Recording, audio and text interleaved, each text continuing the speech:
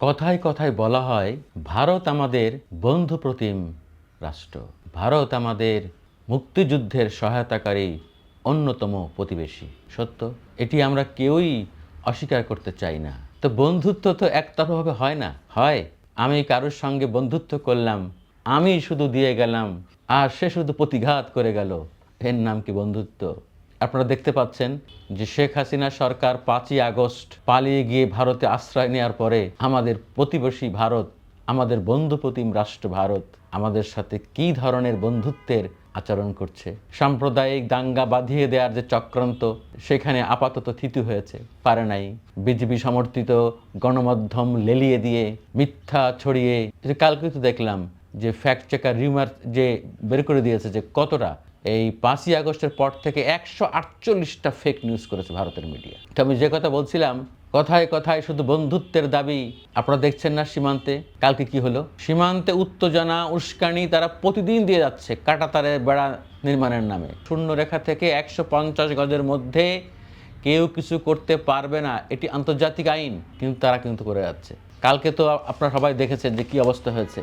চাঁপাইনবাবগঞ্জের সীমান্তে ফের উত্তেজনা, হামলায় আহত 5, বিএসএফ ভারতীয়দের সাউন্ড গ্রেনেড, পাথর নিক্ষেপ। সবাই আপনারা দেখছেন যে কীভাবে তারা উস্কানি দিয়ে এখানে হামলে পড়েছে, ফসলের ক্ষতি করেছে, আম গাছ কেটেছে, টিয়ার গ্যাস ছুঁড়েছে, হাত বোমা মেরেছে।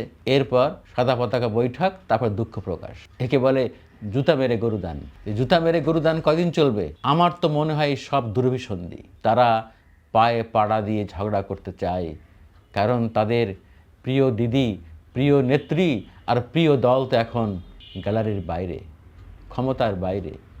তারা যেই দলকে, যেই নেত্রীকে 15.5 বছর জোর করে বাংলাদেশের মানুষের উপরে জগদ্দল পাথরের মতো চাপিয়ে দিয়েছিল, এর জন্য অন্যতম দায়ী হলো ভারত।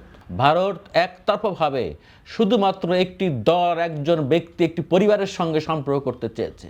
ওরা মুখে বলে, কথায় বলে বাংলাদেশের সঙ্গে সম্পর্ক চায়, শান্তি চায়, এগুলো ভুয়া ভেক। ওরা শুধুমাত্র একটি দলকে তারা টার্গেট করেছে, একটি দল আর একটা ব্যক্তির পূজা করে। 1971 সালের পর থেকে তাদের এই চরিত্র। আরে ভাই, আপনার সম্পর্ক হতে হবে একটি দেশে জনগণের সঙ্গে আর একটি দেশে জনগণের, পিপুল পিপুল কানেকশন। কিন্তু আপনাদের বৈরী নীতি, কারণ একটাই, যেই করিডোরের কথা উঠলে বাংলাদেশের মানুষ রাস্তায় নেমে আসতো, যেই ট্রানজিটের বিরুদ্ধে মানুষ রাস্তায় নেমে আসতো, আপনাদের সেই করিডোর, ট্রানজিট কত কি নিয়েছেন গত 15.5 বছরে, কত গোপন চুক্তি করেছেন। আমি ধন্যবাদ জানাবো আমাদের প্রিয় সম্পাদক মাহমুদুর রহমান ভাইকে। উনি খুব সাহসিকতার সঙ্গে একজন দেশপ্রেমিক হিসাবে উনি অব্যাহতভাবে বাংলাদেশের স্বার্থ, বাংলাদেশের মর্যাদা অক্ষুণ্ণ রেখে ভারতের সব গোপন চুক্তি, ফর্মুলা সব কিছু তারা ফাঁস করে দিচ্ছেন। আজকেও আমার দেশ কিন্তু এ বিষয়ে একটি বিস্তারিত রিপোর্ট করেছে। দিল্লির আশীর্বাদ পেতে যা দিয়েছে হাসিনা সরকার, তারা কি কি দিয়েছে দেওয়ার শেষ নাই। আমরা সবাই কম বেশি জানি। সীমান্তে অবৈধ কাঁটাতারের বেড়া নির্মাণের গোপন চুক্তি। আমার তো মনে হয় এই চুক্তি এমন চুক্তি করেছে যেখানে ওই শূন্য রেখা থেকে 150 গজ দূরে যে কেউ কোনো স্থাপনা নির্মাণ করতে পারবে না। কিন্তু আমার তো মনে হয় যে তারা এমন কোনো চুক্তি করে দিয়েছে যে পারবে, না হলে তো এরকম করার কথা না। চট্টগ্রাম মোংলা বন্দর ব্যবহারের অনুমতি, আমি তো শুনেছি যে তাদের পণ্য আগে খালাস করতে হবে, তাদের স্বার্থ আগে দেখতে হবে এই চুক্তির নামে। মাসে 700 কোটি টাকার ক্ষতি করে আদানি থেকে বিদ্যুৎ আমদানি। চিন্তা করতে পারেন কীভাবে ভর্তুকি দিয়ে আদানি থেকে বিদ্যুৎ, ওই ভারতের মোদী সরকারের কেশিয়ার আদানি গ্রুপ, গৌতম আদানি, তাদেরকে পরোক্ষভাবে মোদীকে ঘুষ দেওয়া হচ্ছে। রেল চুক্তির নামে করিডর প্রদান, বাংলাদেশে ভারতীয় টিভি চ্যানেলে অবৈধ সম্প্রচার, অবাধ সম্প্রচারের অনুমোদন। ভারত ট্রানজিট পেলেও বাংলাদেশ কিন্তু সিঙ্গাপুর হয়নি। তিস্তার ন্যায্য হিস্সা চেয়ে দিতে হলেন ফেনী নদীর পানি। বাংলাদেশের পাঠ্যপুস্তক ছাপা হতো ভারতে। চিন্তা করতে পারেন। আমার তো মনে হয় যে সব চুক্তি, গোপন চুক্তি সব প্রকাশ্যে আনতে হবে।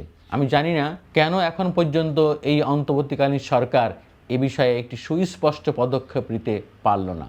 কারণ আমার যদ্দূর মনে পড়ে যে গত 4 ডিসেম্বর প্রধান উপদেষ্টার বাসভবন যমুনায় একটি সর্বদলীয় বৈঠক হয়েছিল।